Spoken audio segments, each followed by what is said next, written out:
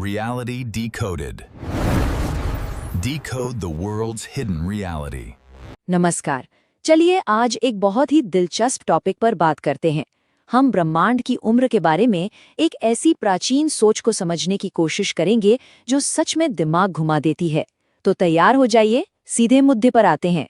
ब्रह्मांड कितना पुराना है? ये एक ऐसा सवाल है ना, जो हजारों सालों से हम इंसानों को परेशान करता आया है।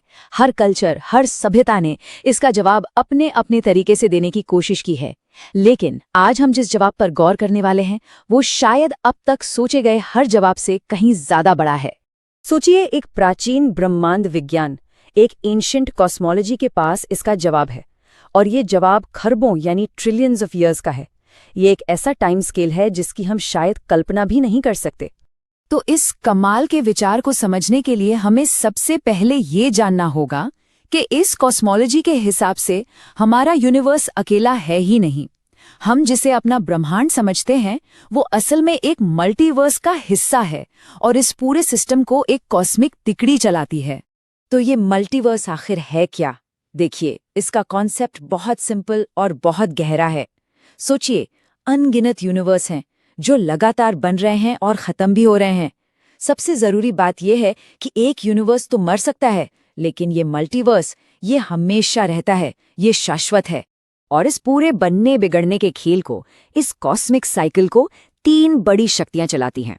पहले है ब्रह्मा, जो क्रिएटर हैं यानी निर्माता।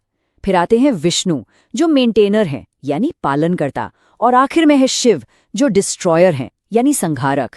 क्रिएशन, मेंटेनेंस और डिस्ट्रक्शन का ये चक्र बस चलता ही रहता है।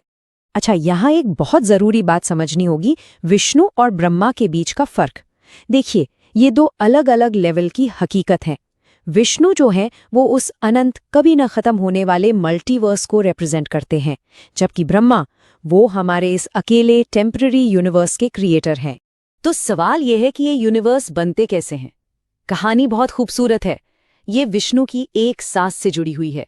जी हाँ, सिर्फ एक सांस। जरा इस तस्वीर को मन में बनाइए। विष्णु कॉस्मिक ओशन में सो रहे हैं, और जब वो सांस बाहर छोड़ते हैं तो बूम, हजारों लाखों यूनिवर्स एक साथ पैदा हो जाते हैं। और हर यूनिवर्स में उसका अपना एक ब्रह्मा होता है। और फिर जब विष्णु सांस अंदर खींचते हैं तो वो सारे के सारे यूनिवर्स वापस उन्हीं में समा जाते हैं, और हर ब्रह्मा की मौत हो जाती है। मतलब एक पूरे यूनिवर्स की जिंदगी विष्णु की सिर्फ एक सांस के बराबर है। अब बात आती है सबसे मजेदार हिस्से की। विष्णु की ये एक सांस आखिर कितनी लंबी है? इसे नापने के लिए एक ग्रैंड कॉस्मिक क्लॉक है, और इसके नंबर सच में दिमाग घुमा देते हैं। चलिए देखते हैं। तो इस बड़ी सी घड़ी की सबसे छोटी सुई है युग। एक पूरा साइकिल, जिसे महायुग कहते हैं, वो 4 युगों से मिलकर बनता है। इनका रेशियो है 4:3:2:1। सत्ययुग, त्रेता युग, द्वापर युग और आखिर में आता है कलयुग। तो ये युग कितने लंबे होते हैं? देखिए, सबसे छोटा है कलयुग, 4,32,000 साल का, और बाकी के युग बस इसी के मल्टीपल हैं। द्वापर इसका 2 गुना, त्रेता 3 गुना और सत्ययुग 4 गुना लंबा।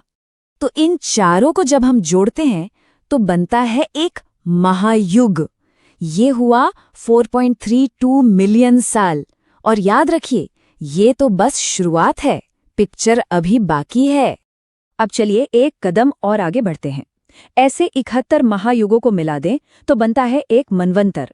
ये हो गए करीब करीब 307 मिलियन साल, और इसे जीवन के बनने और बिगड़ने का एक पूरा दौर माना जाता है।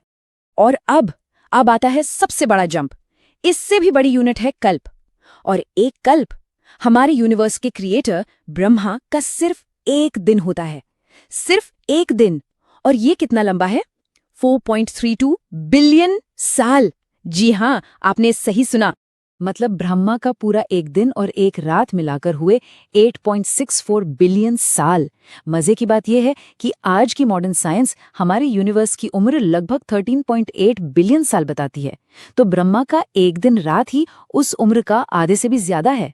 जरा सोचिए इस स्केल के बारे में। तो इतने बड़े टाइम स्केल में, इस अनंत काल चक्र में हम सब अभी कहाँ हैं? क्या हमारा भी कोई पता है? चलिए अपना कॉस्मिक एड्रेस पता करते हैं। तो इस हिसाब से हमारा करंट लोकेशन कुछ ऐसा है। हम ब्रह्मा की 100 साल की उम्र के 51वें साल में हैं। उस साल के भी पहले दिन में, उस दिन में 14 मनवंतर होते हैं, हम 7वें में हैं। उस मनवंतर के 71 महायुगों में से हम 28वें में हैं और उस महायुग के भी सबसे आखिरी हिस्से यानी कलयुग में जी रहे हैं। है ना कमाल की प्रिसिजन? तो ये सब तो हो गई प्राचीन गणना, लेकिन आज की साइंस इसके बारे में क्या कहती है?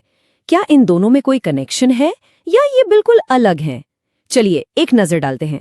यहाँ एक बहुत ही इंटरेस्टिंग बात सामने आती है। देखिए, एक मनवंतर यानी लाइफ के खत्म होने और फिर से शुरू होने का साइकिल करीब 307 मिलियन साल का है और साइंस हमें बताती है कि धरती पर अब तक की सबसे बड़ी mass extinction event Permian Triassic extinction करीब 252 मिलियन साल पहले हुई थी। अब ये सिर्फ एक संयोग हो सकता है, लेकिन सोचने पर मजबूर जरूर करता है। तो चलिए दोनों टाइमलाइन को आमने सामने रखते हैं। एक तरफ मॉडर्न साइंस कहती है कि हमारा यूनिवर्स करीब 13.8 बिलियन साल पुराना है। दूसरी तरफ हिंदू कॉस्मोलॉजी के हिसाब से हमारे यूनिवर्स का पूरा लाइफ स्पैन 311 ट्रिलियन साल है। मतलब जमीन आसमान का फर्क है। और ऐसा नहीं है कि इस विशाल सोच पर सिर्फ पुराने लोगों ने ही ध्यान दिया। मॉडर्न एस्ट्रोनॉमर कार्ल सेगन भी इससे बहुत प्रभावित थे। उन्होंने कहा था, हिंदू धर्म दुनिया के महान धर्मों में अकेला ऐसा है जो इस विचार को मानता है कि ये ब्रह्मांड खुद अनगिनत बार पैदा होता है और मरता है।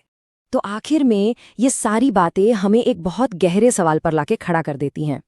अगर वक्त एक सीधी लाइन में नहीं चलता, बल्कि एक गोल चक्कर में, एक सर्कल में घूमता रहता है जो कभी खत्म नहीं होता, तो इस अनंत ब्रह्मांड में हमारे होने का क्या मतलब है? ये एक सवाल है जिसके बारे में सोचा जा सकता है। Reality Decoded. Decode the world's hidden reality.